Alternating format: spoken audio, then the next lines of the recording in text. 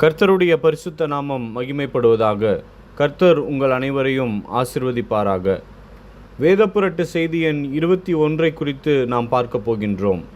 இந்த வேதப்புரட்டு சொல்கின்றது, 7ஆம் சபைக்கால தூதனின் பரிசுத்தத்தின் செய்தி மோசேயின் நியாயப்பிரமாணத்துக்கு முன்மாதிரியாக இருக்கிறது. மணவாட்டி இப்போது கிருபையின் காலத்தில் இருக்கிறார். ஆகையால் போதகர்கள் விளையாட்டு கட்டுப்பாடுகள், ஆடை கட்டுப்பாடுகள், நன்னடத்தை, உபவாசம், ஜெபம் மற்றும் அப்படிப்பட்ட அடிப்படை கொள்கையின் மீது அதிக அழுத்தம் கொடுக்கக்கூடாது என்று எபிரேயர் 12ஆம் அதிகாரம் 14ஆம் வசனம் சொல்கின்றது, யாவரோடும் சமாதானமாய் இருக்கவும் பரிசுத்தமுள்ளவர்களாய் இருக்கவும் நாடுங்கள். பரிசுத்தமில்லாமல் ஒருவனும் கர்த்தரை தரிசிப்பதில்லையே. 1 பேதுரு 1ஆம் அதிகாரம் 15 மற்றும் 16ஆம் வசனம். உங்களை அழைத்தவர் பரிசுத்தராய் இருக்கிறது போல நீங்களும் உங்கள் நடக்கைகள் எல்லாவற்றிலேயும் பரிசுத்தராயிருங்கள். நான் பரிசுத்தர், ஆகையால் நீங்களும் பரிசுத்தராய் இருங்கள் என்று எழுதியிருக்கிறதே. 1 யோவான் 2ஆம் அதிகாரம் 15ஆம் வசனம். உலகத்தில் உள்ளவைகளிலும் அன்பு கூறாதிருங்கள். ஒருவன் உலகத்தில் அன்பு கூர்ந்தால் அவனிடத்தில் பிதாவின் அன்பில்லை. இப்பொழுது இந்த வேத புரட்டு 7ஆம் சபை கால தூதனின் பரிசுத்தத்தின் செய்தி மோசேயின் நியாய பிரமாணத்துக்கு முன்மாதிரியாக இருக்கிறது என்று சொல்கின்றது. அது மட்டுமல்லாமல் மணவாட்டி இப்போது கிருபையின் காலத்தில் இருக்கிறாள். ஆகையால் போதகர்கள் விளையாட்டு கட்டுப்பாடுகள், ஆடை கட்டுப்பாடுகள், நன்னடத்தை, உபவாசம், ஜெபம், அது போன்ற அடிப்படை கொள்கைகளின் மீது அதிக அழுத்தம் கூடாது என்று கூறுகின்றது. இதை ஆராய்வதற்காக நான் இங்கே இருக்கிறேன். இப்போது இந்த உபதேச கட்டுரையை நான் நன்கு அறிவேன். இப்பொழுது நான் இது ஒரு வேத புரட்டு என்று முத்திரை குத்த விரும்புகிறேன். வேத புரட்டு என்ற வார்த்தைக்கு ஒரு வரைமுறையை சேர்க்க விரும்புகிறேன். வேத புரட்டு என்பது தற்போது வெளிப்படுத்தப்பட்ட சத்தியத்திற்கு முரணான மற்றும் எனக்கு எதிரான எந்த ஒரு கருத்தோ அல்லது உபதேசமோ ஆகும். வேத புரட்டு என்பது ஒரு பன்றி உணவு என்பதற்கான ஒரு நாகரிகமான சொல் மட்டுமே. இப்போது பன்றி உணவு என்று சொல்வது கடுமையாக தோன்றினால் மன்னிக்கவும். ஆனால் நீங்கள் வேத புரட்டை கையாளும் போது தெளிவாக இருக்க வேண்டும். நீதிமொழிகள் 14ஆம் அதிகாரம் 14இல், பின்வாங்கும் இருதயமுள்ளவன் தன் வழிகளிலேயும் நல்ல மனுஷனோ தன்னிலே தானும் திருப்தி அடைவான் என்று வேதம் கூறுகிறது. மக்கள் இருதயத்தில் பின்வாங்கும் போதெல்லாம் அவர்கள் பரிசுத்த ஆவியின் வழிநடத்துதலை விட்டு விலகி வார்த்தைக்கு முரணான தங்கள் சொந்த கருத்துக்களையும் உபதேசங்களையும் உருவாக்குகிறார்கள். அந்த கருத்துக்களும் வியாக்கியானங்களும் அவர்களுடையதல்ல, ஆனால் பிசாசு அவர்களுக்கு உண்பதற்காக பன்றி உணவை கொடுப்பதாகும். ஊதாரி மைந்தன் என்று தந்தையின் வீட்டை விட்டு தனியாக சென்றபோது நடந்தது அதுதான். அவன் பன்றி உணவை உண்ணும் நிலைக்கு வந்தான். மேலும் மல்கியா 4:5-6 பின்பற்றுகிறவர்களின் சிலருக்கு அதுதான் நடந்துள்ளது. அவர்கள் இருதயத்தில் பின்வாங்கி யோசேப்பையும் மரியாளையும் போல இயேசுவை தவற விட்டுவிட்டு கர்த்தராகிய இயேசு கிறிஸ்து அவர்கள் நடுவில் இருக்கிறார் என்று எண்ணிக்கொண்டு அவர்கள் பன்றி உணவை தின்று கொண்டிருக்கிறார்கள். இங்கே என் அம்பலப்படுத்துதலின் கண்டனம் செய்வதற்காகவோ அல்லது விமர்சிப்பதற்காகவோ மட்டுமல்ல, மாறாக சிலர் வார்த்தைக்கு திரும்பவும் செய்தியின் ஆதி மேன்மைக்கு திரும்பவும் செய்ய வேண்டும் என்ற அறிவுரையுடன் தான் இந்த செய்தி உள்ளது. இதற்காக தான் மல்கியா 4:5-6 நம்மிடம் வந்தது. அவர் நம்மை வார்த்தைக்கு, அந்த ஆதி தரத்திற்கு திரும்ப அழைத்து வந்தார். சில போதகர்கள் அந்த கிருபையை கண்டடையவில்லை. ஆனால் சில சகோதரர்கள் தீர்க்கதரிசி நிறுவிய பரிசுத்தத்தின் தரத்திற்கு தங்கள் சகோதரர்களை திருப்பி வர ஊக்குவிக்க முயற்சிக்கிறார்கள்.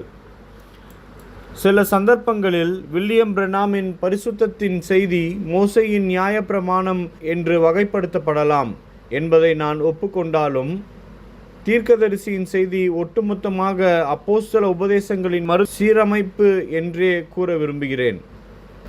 அவை கிருபையின் உடன்படிக்கையின் கீழ் நிறுவப்பட்டவை. மேலும் அவை மோசேயின் நியாய பிரமாணத்தை மேன்மைப்படுத்தியவை.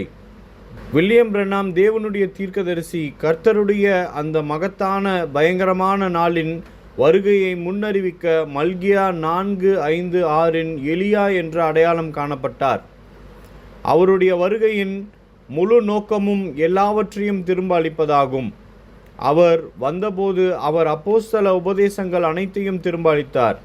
எனவே இந்த போதகர்கள் செய்தியிலுள்ள மக்களிடம் விளையாட்டு கட்டுப்பாடுகள், ஆடை கட்டுப்பாடுகள் போன்றவற்றின் மீது அதிக அழுத்தம் கொடுக்கக்கூடாது என்ற கருத்தை பரப்புவது பெரும் தவறு என்று நான் நம்புகிறேன்.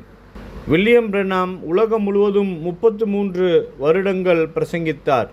அவர் ஒழுக்கக்கேட்டிற்கும், நிர்வாணத்திற்கும், விளையாட்டுகளுக்கும், தொலைக்காட்சிக்கும் எதிராக பூமியின் மீது நடந்து கொண்டிருக்கும் சோதோம் மற்றும் குமராவின் நிலைமைக்கு எதிராகவும் பிரசங்கித்தார். நான் சகோதரன் பிரென்னாமை மேற்கோளிடுகின்றேன். மேற்கோள்: புத்திர சுவிகாரம் 1960. சபையானது உலக பிரகாரமாக இருக்க வேண்டுமென்று ஏன் விரும்புகிறது? உலக பிரகாரமாக இருக்க வேண்டுமென்று ஏன் விரும்புகின்றனர்? எனக்கு தெரியவில்லை. என்னால் புரிந்து கொள்ள முடியவில்லை. அவர்கள் சற்று பொழுதுபோக்குக்கு சீட்டு ஆடினால் என்ன தவறு என்றெல்லாம் கேட்கின்றனர். அது பாவம். அத்தகைய விளையாட்டுகளை உங்கள் வீட்டில் வைத்திருக்கக்கூடாது. ஒரு சிறு கோப்பை பீர் அருந்தினால் தவறொன்றுமில்லை. நானும் என் மனைவியும் இன்று பகல் சிறிது மது அருந்தினோம் என்கின்றனர். முதலாவது என்ன நேரிடும் தெரியுமா? உங்கள் பிள்ளைகளும் சில கோப்பை மது அருந்த தொடங்குவார்கள். நிச்சயமாக. மேற்கோள்: வழிநடத்தும் தன்மை 1965. ஆவியையும் ஆத்மாவையும் பாருங்கள். எப்படி சபையிலுள்ள ஆவி கலப்படமாகி உலகத்தினோடு விவாகம் செய்துள்ளது என்பதை பாருங்கள். ஓ, என்ன ஒரு நேரம்! பிள்ளைகளே, ஓடிப்போங்கள், ஓடிப்போங்கள், சிலுவை அண்டை ஓடுங்கள், கிறிஸ்துவினிடம் வாருங்கள், அவர் உங்களை வழிநடத்தட்டும். மேற்கோள்: இனி சம்பவிக்க வேண்டிய காரியங்கள் 1965.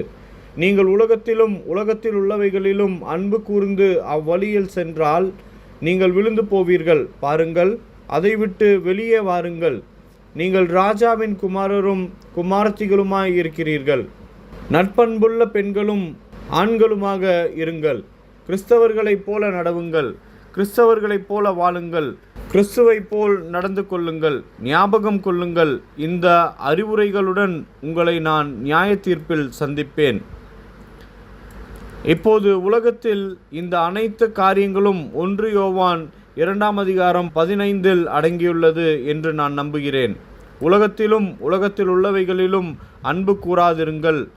மேலும் கர்த்தர் வேத வசனங்களின் சில ஆவிக்குரிய பயிற்சிகளை நியமித்திருக்கிறார். உதாரணமாக உபவாசம், ஜெபம் மற்றும் கர்த்தருக்காக காத்திருத்தல் போன்றவை நமக்கு நம்முடைய சுயத்தை மறுதலிக்க உதவுகின்றன. ஒருவரும் தங்கள் சுயத்தை மறுதலிக்க விரும்பாத ஒரு காலத்தில் நாம் வாழ்ந்து கொண்டிருக்கின்றோம். எல்லோரும் தங்களை விடுவித்து கொள்ள விரும்புகிறார்கள். நன்றாக வாழ்க்கையை அனுபவிக்க தங்களை சுதந்திரமானவர்களாக ஆக்கிக்கொள்ள விரும்புகிறார்கள். குடிவெறியை குறித்தும் பெரும் தீனியை குறித்தும் இயேசு சொன்ன தீர்க்க தரிசனத்தின் நிறைவேறுதலை நான் இன்று மிகவும் பரவலாக பார்க்க முடிகிறது. ஆனால் கிறிஸ்தவம் என்பது தியாகத்தின் வாழ்க்கை. அது சுயத்தை மறுதலிக்கும் வாழ்க்கை. கர்த்தராகிய இயேசு சொன்னார், ஒருவன் என்னை பின்பற்றி வர விரும்பினால் அவன் தன்னைத்தானே வெறுத்து தன் சிலுவையை எடுத்துக்கொண்டு என்னை பின்பற்ற கடவன் என்று. மத்தேயு 16:24. மேலும் சகோதரரே, நீங்கள் கிறிஸ்துவை பின்பற்றுபவர் என்று அறிக்கை செய்தால் நீங்கள் ஒருபோதும் சுயத்தை மறுதலிக்க, தீய சுபாவத்தை மறுதலிக்க முயல்வீர்கள்.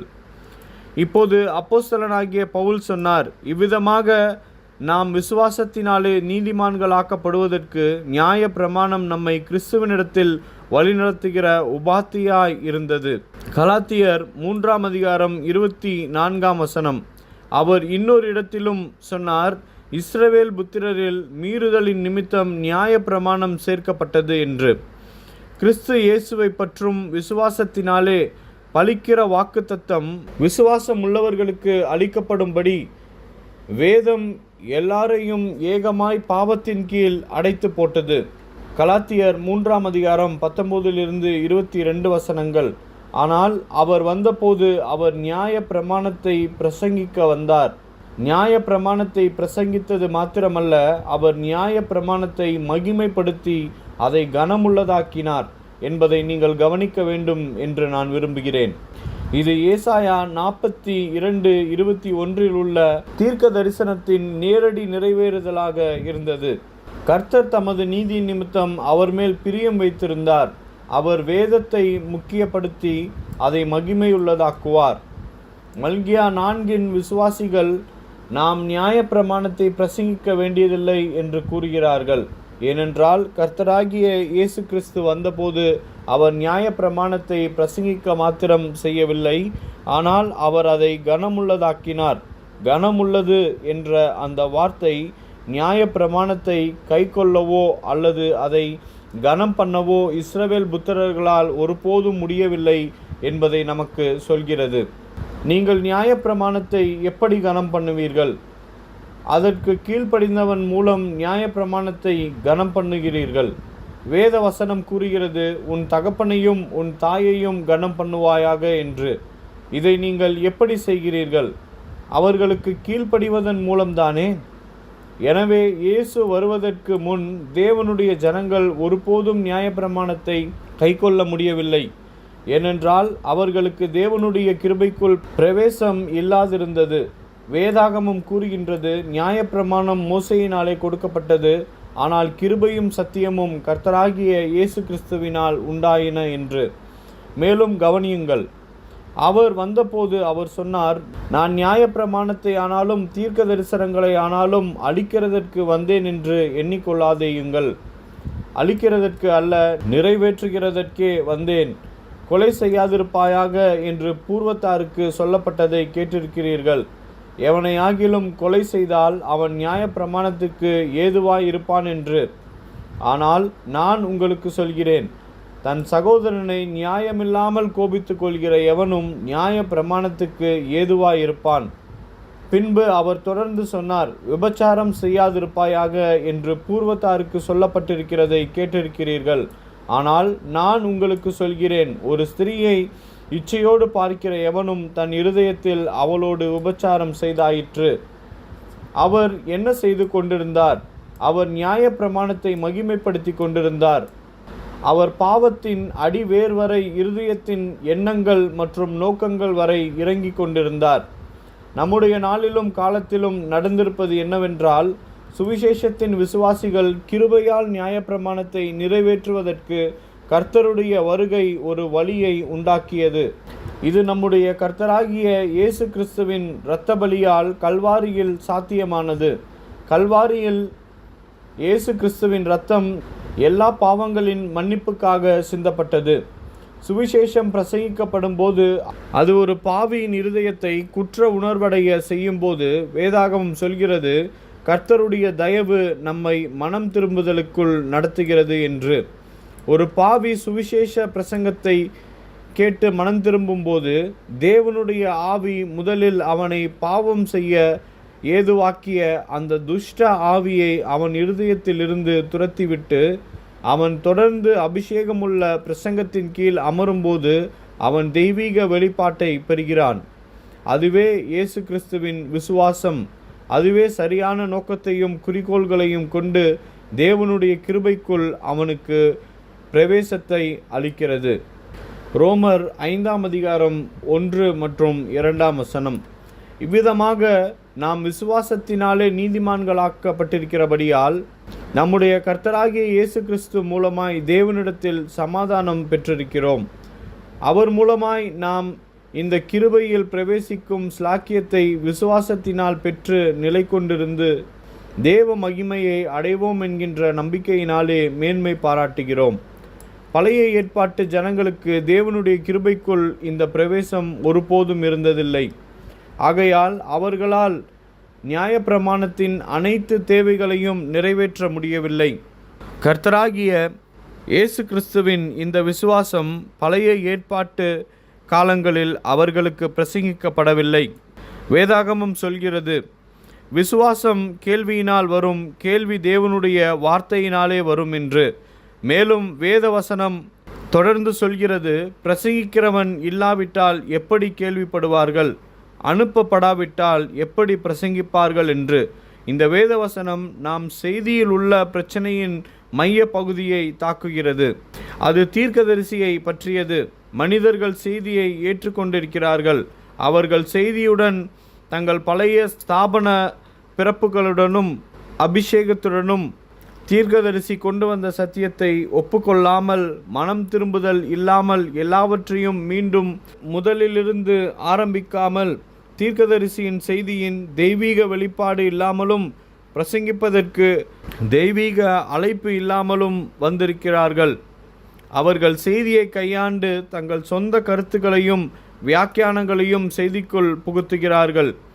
தீர்க்கதரிசி சொன்னார், எந்த மனிதனும் அவன் வனாந்திரத்தின் பின்பகுதியில் அக்கினி ஸ்தம்பத்தை சந்தித்து, நரகத்தில் உள்ள எந்த பிசாசும் தேவனுடைய வார்த்தையை தவறாக வியாக்கியானித்து அவனிடத்தில் தேவனுடைய வார்த்தை எடுத்து போட முடியாத அளவுக்கு தேவனுடைய ஒரு அனுபவத்தை பெற்றிருந்தால் ஒழிய அவனுக்கு பிரசங்கிப்பதற்கு எந்த உரிமையும் இல்லை என்று.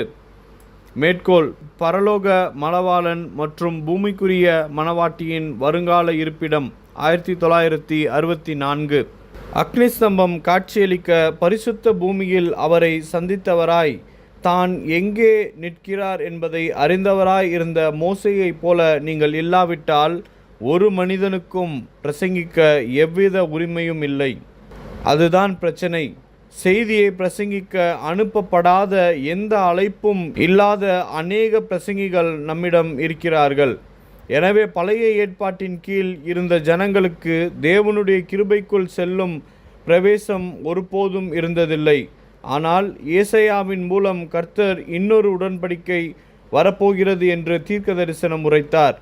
எரேமியா 31 33 அவர் சொன்னார், அந்நாட்களுக்கு பிற்பாடு நான் இஸ்ரவேல் குடும்பத்தோடு பண்ணப்போகிற உடன்படிக்கையாவது, நான் என் நியாய பிரமாணத்தை அவர்கள் உள்ளத்திலே வைத்து அதை அவர்கள் இருதயத்திலே எழுதி, நான் அவர்கள் தேவனாய் இருப்பேன், அவர்கள் என் ஜனமாய் இருப்பார்கள் என்று கர்த்தர் சொல்லுகிறார். இது அற்புதமல்லவா? பழைய உடன்படிக்கையின் கீழ் நியாய பிரமாணம் தேவனுடைய விரலால் கற்பலகைகளில் எழுதப்பட்டது. ஆனால் இந்த புதிய உடன்படிக்கையின் கீழ் பரிசுத்த ஆவியானவர் நியாய பிரமாணத்தை விசுவாசியின் இருதயத்தில் வைத்து அதை அவன் மனதில் எழுதி அவனை எல்லா மனுஷராலும் வாசிக்கப்பட்டு அறியப்பட்ட ஒரு எழுதப்பட்ட நிருபமாக ஆக்குகிறார். பரிசுத்த ஆவியானவர் அவனுடைய இருதயத்திலிருந்து பாவத்திற்கான அந்த பசியையே விருத்த சேதனம் செய்து விடுகிறார். அவன் பாவம் செய்து சோதிக்கப்பட வேண்டியதில்லை. ஏனென்றால் அவன் தேவாலயத்திற்கு போவதன் மூலம் வார்த்தை எழும்பி அவனுக்கு பாவம் செய்ய வேண்டாம் என்று நினைப்பூட்டுகிறது. அவன் தேவனுடைய ஆலயமாக இருக்கிறான். சகோதரனே, இச்சியாதே, திருடாதே, வெறுக்காதே, நல்ல பிள்ளையாக இரு. இது ஒரு புதிய உடன்படிக்கை. இதில் வார்த்தையின் ஒரு பகுதி வெளிப்படுத்தப்படும் போதெல்லாம், வேத வசனங்களை ஏவுதலால் புரிந்து கொள்ளும் போதெல்லாம் அது உன் இருதயத்தில் பரிசுத்த ஆவியானவரால் எழுதப்படுகிறது. ஆரம்பத்தில் வார்த்தையை பேசினவர் தன் சொந்த வார்த்தையை விசுவாசிக்கவும் நிறைவேற்றவும் இருதயத்திற்குள் இறங்கி வருகிறார். இப்போது மக்கள் பாவத்தினால் நியாய பிரமாணத்தை மீறுகிறார்கள். பாவம் என்பது அவிசுவாசம் என்று தீர்க்கதரிசி நமக்கு போதித்தார். மேலும் அவிசுவாசத்திற்கு பல பண்புகள் உள்ளன. பொய் சொல்லுதல், திருடுதல், கொலை செய்தல், விபச்சாரம், வேசித்தனம். மக்கள் ஏன் இந்த காரியங்களெல்லாம் வெளிப்படுத்துகிறார்கள் என்றால், அவர்கள் தேவனுடைய வார்த்தையை இருதயத்திலிருந்து விசுவாசிக்கவில்லை. ஆகையால் புதிய உடன்படிக்கையின் கீழ் கர்த்தர் பாவத்தின் அடிவேராகிய அவிசுவாசத்தை கையாளப் போகிறார். அதுவே நம் வீழ்ச்சியின் காரணமாக பிறந்த அவிசுவாச ஆவி. இவையெல்லாம் பைத்தியமாக தோன்றுகிற பிரசங்கத்தினால் நிறைவேற்றப்பட இருந்தது. பவுல் சொன்னார், பைத்தியமாக தோன்றுகிற பிரசங்கத்தினாலே நாங்கள் ரட்சிக்கப்படுகிறோம் என்று. விசுவாசம் கேள்வியினாலே வரும், கேள்வி தேவனுடைய வார்த்தையினாலே வரும். மேலும் இந்த விசுவாசம் கர்த்தராகிய இயேசு கிறிஸ்துவின் விசுவாசம். தன் சொந்த வார்த்தையை வாழ்ந்து காட்டுவதற்காக கர்த்தருடைய ஆவி ஒரு மனுஷனின் இருதயத்திற்குள் இறங்கி வரும் இடத்தில் கிருபையின் உடன்படிக்கைக்குள் உனக்கு பிரவேசத்தை அளிக்கிறது. ஆகையால் சகோதரரே, போராட்டமும் இல்லை, தவிப்பும் இல்லை, அது தானாகவே நடக்கிறது. மறுபடியும் பிறந்த கிறிஸ்தவன் தானாக இயங்கும் நிலையில் இருக்கிறான். அவன் உலகத்தின் காரியங்களுக்கு எதிராக போராடி முயற்சிக்க வேண்டியதில்லை. உலகத்தின் காரியங்களுக்கு பங்கு பெறாமல் இருப்பதை குறித்து அவன் வருத்தமாகவோ துக்கமாகவோ இருப்பதில்லை. அவனுடைய இருதயத்தில் பரிசுத்த ஆவியின் சந்தோஷம் இருக்கிறது. எல்லா புத்திக்கும் மேலாக தேவ சமாதானம் அவனுக்கு உண்டு. கர்த்தரே அவனுடைய திருப்தி அளிக்கும் பங்காக இருக்கிறார். கர்த்தரே அவனுடைய சந்தோஷமாக, அவனுடைய சமாதானமாக ஆகிவிட்டார். கர்த்தரே அவனுடைய பலனாகவும் அவனுடைய இரட்சிப்பாகவும் ஆகிவிட்டார். இதுதான் தேவனுடைய கிருபை என்பதன் முழு சாராம்சம். மேலும் இதற்கு வெளியே உள்ள எதுவும் அடிப்படை கொள்கைவாதமே. அவர்கள் நம்மீது அடிப்படை கொள்கைவாதிகள் என்று முத்திரை குத்துகிறார்கள். ஆனால் அப்படி இல்லை. நாம் கிருபையின் கீழ் இருக்கிறோம். தீர்க்கதரிசி சொன்ன வெளிப்பாடாகிய இயேசு கிறிஸ்துவின் வெளிப்பாட்டின் மூலம் நாம் தேவனுடைய கிருபைக்குள் பிரவேசம் பெற்றிருக்கிறோம். அதனால் ஒரு மனுஷன் மறுபடியும் பிறக்கிறான். 1 பேதுரு 1:13 ஆகையால் நீங்கள் உங்கள் மனதின் அறையை கட்டிக்கொண்டு தெளிந்த புத்தியுள்ளவர்களாய் இருந்து இயேசு கிறிஸ்து வெளிப்படும் போது உங்களுக்கு அளிக்கப்படும் கிருபையின் மேல் பூரண நம்பிக்கையுள்ளவராய் இருங்கள். ஆகவே ஒரு மனிதன் இயேசு கிறிஸ்துவை பற்றிய ஒரு வெளிப்பாட்டினால் மறுபடியும் பிறக்கிறான்.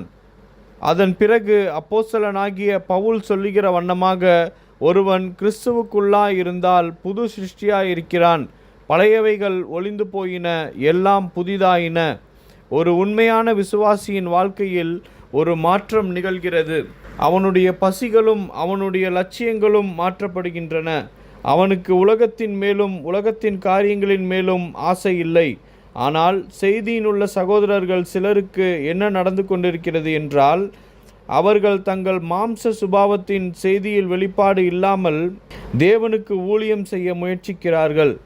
அதனால் பாதாளத்தின் வாசல்கள் அவர்களுக்கு எதிராக அவர்களை மேற்கொள்கின்றன. அவர்களால் சோதோம் மற்றும் கொமோராவின் ஆவிகளுக்கு எதிர்த்து நிற்க முடியவில்லை. உலகம் அவர்கள் மேல் செலுத்தும் தாக்கத்தை அவர்களால் எதிர்க்க முடியவில்லை. தீர்க்கதரிசியின் செய்தியின் ஒரு வெளிப்பாடு உள்ளது. அதற்கு எதிராக பாதாளத்தின் வாசல்கள் மேற்கொள்ள முடியாது. தேவனை நேசி, அவருடைய வார்த்தையை நேசி, தேவனுடைய சொந்த ஜீவனாகிய நித்திய ஜீவனை நேசி. அதுவே இந்த பூலோக யாத்திரையில் பிசாசு உனக்கு அளிக்கும் மற்ற எல்லா காரியங்களுக்கும் மேலானது. உன் முழு இருதயத்தோடும் தெய்வீக வெளிப்பாட்டிற்காக கர்த்தரை தேடு. அப்பொழுது அவர் தம்முடைய வார்த்தையை உனக்கு அருளுவார். இந்த மணி நேரத்தில் நீ ஒரு ஜெயம் கொள்கிறவனாக இருக்க தேவன் ஏற்படுத்திய வழி இதுவே. வெள்ளை குதிரையில் சவாரி செய்பவன் சகோதரன் பிரணாமின் பரிசுத்தத்தின் செய்தியை மதிப்பிழக்க செய்ய முயன்று 7 இடிமுழக்கங்கள் போன்ற பெரும் புரளிக்குரிய வெளிப்பாடுகளை பெறுவதற்காக ஒரு ஆவிக்குரிய மண்டலத்திற்குள் நுழைவதை முக்கியப்படுத்தி சகோதரர்களை வார்த்தை மற்றும் பரிசுத்தத்தை காட்டிலும் அனுபவங்கள், தரிசனங்கள், சொப்பனங்கள் மற்றும் உணர்ச்சிகளையே அதிகம் சாரும்படி செய்கிறான்.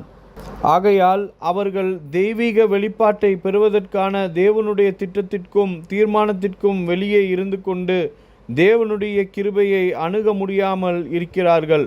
முடிவாக இந்த வேத புரட்டு பாதாள குழியிலிருந்து, பிசாசின் சாக்கு போக்குகளிலிருந்தும் வருகிறது என்று நான் உறுதியாக கூறுகிறேன். ஏனென்றால் இன்னும் தங்கள் தீய சுபாவத்திலேயே இருக்கும் பிரசங்கிகள் கர்த்தரை நேசிக்கும் நேர்மையான ஜனங்களுக்கு இத்தகைய வஞ்சகங்களையும் மாயமாலங்களையும் போதித்து அவர்களை மல்கியா 4:5-6 பரிசுத்தத்தின் செய்தியிலிருந்து விலகி அதன் விளைவாக கர்த்தருடைய வருகையையும் எடுத்துக்கொள்ளப்படுதலையும் அவர்களை தவறவிட செய்கிறார்கள். எபிரேயர் 12:14 யாவரோடும் சமாதானமாய் இருக்கவும் பரிசுத்தமுள்ளவர்களாய் இருக்கவும் நாடுங்கள். பரிசுத்தம் இல்லாமல் ஒருவனும் கர்த்தரை தரிசிப்பதில்லையே. இந்த வேத புரட்டு விசுவாசிகள் கிறிஸ்தவ நடத்தையின் பரிசுத்தத்தின் எந்த கட்டளைகளையும் மீறி எந்த விதமான பாவத்தையும் செய்ய வாசலை திறந்துவிட்டது. இது மல்கியா 4:5-6 செய்தியை மாற்றி போட்ட முதல் சபை காலத்தில் இருந்த பவுல் அப்போஸ்தலனின் செய்தியை மாற்றிய அதே அந்தி கிறிஸ்துவின் நிக்கோலாய் மதத்தின் ஆவியாக இருக்கிறது. எல்லா உண்மையான விசுவாசிகளும் ஆதி சபை பரிசுத்தவான்களைப் போல நிற்க வேண்டும். கலாத்தியர் 1:8 நாங்கள் உங்களுக்கு பிரசங்கித்த சுவிசேஷத்தை அல்லாமல் நாங்களாவது வானத்திலிருந்து வருகிற ஒரு தூதனாவது வேறொரு சுவிசேஷத்தை உங்களுக்கு பிரசங்கித்தால் அவன் சபிக்கப்பட்டவனாய் இருக்க கடவன். பவுல் பரிசுத்தத்தை நிலைநாட்டினார்.